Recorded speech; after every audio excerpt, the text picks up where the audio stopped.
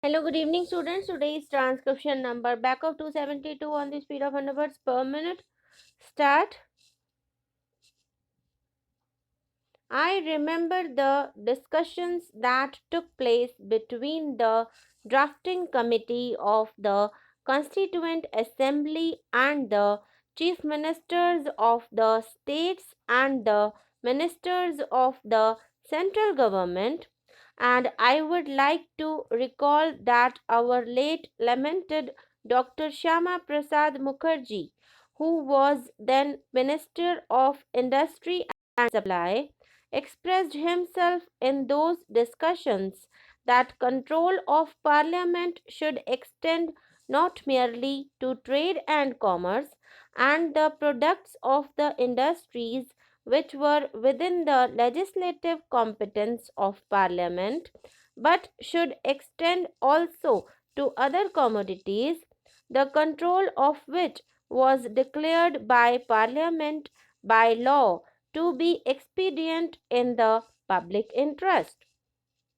That is, he felt that Parliament should have the power to extend the range of control over commodities other than those covered by item 52 of List 1, Schedule 7.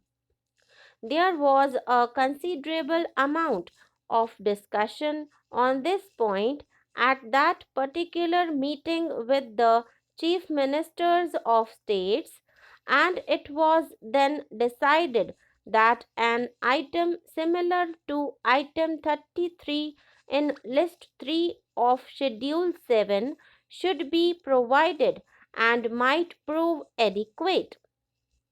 The present Chief Minister of UP at that time very aptly indicated that though the centre might have legislative powers in regard to some of these commodities, these powers have been and are being exercised only for the purpose of preparing a skeleton legislative measure, and that the provinces are left to deal with the rest, as the provinces made rules and the rule making even in regard to matters about which the main legislative power was with the centre.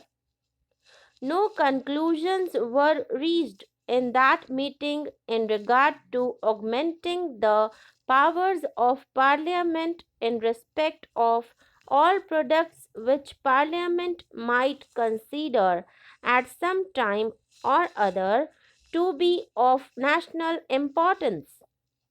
The idea of extending the powers of the centre in respect of the development of agriculture, including animal husbandry, forestry, and fisheries, and supply and distribution of food, was again mooted in the Lok Sabha on the 31st August 2009.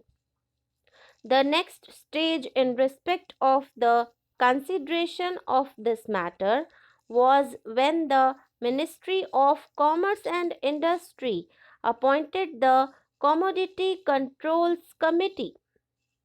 This committee, in its report in paras 36 to 44, has discussed the entire question of the reserve powers of the central government to enable it to exercise control over any commodity at any given time. A reading of these paragraphs would, I humbly suggest, imply compensate the effort undertaken. This committee held that entry 33 of the concurrent list provides only a partial solution of the problem before us.